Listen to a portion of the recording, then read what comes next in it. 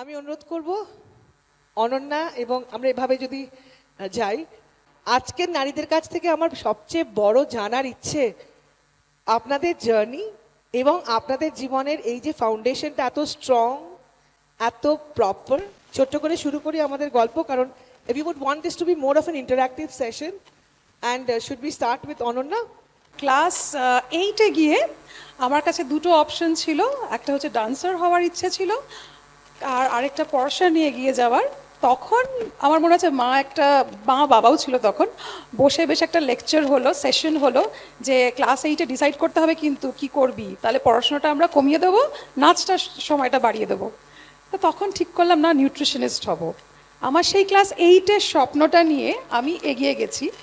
তখনকার দিনে ডায়েটিশিয়ান নিউট্রিশনিস্টদের মানে খুব একটা কেউ যেত না তাদের কাছে, কিন্তু আমি যেহেতু সায়েন্সেরই স্টুডেন্ট ছিলাম, pure science, I was the only person যে জয়েন্ট দেয়নি, কারণ আমি নিউট্রিশনিস্ট হব।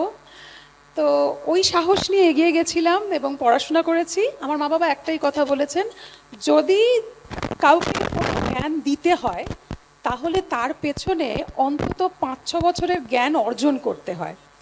তো যে কোনো কিছু বলার জন্য অনেকটা জ্ঞান অর্জন করতে হয়।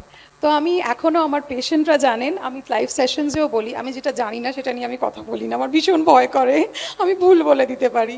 তো পড়াশোনাটা করেছি, মন দিয়ে করেছি, এখনও করি, ভালোবেসে করি।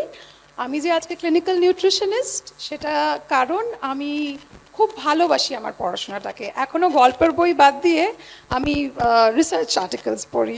এটা নিয়ে অনেকে হাসাহাসি করে, কিন্তু করতে ভালো লাগে। কি করব, আমি এরকমই।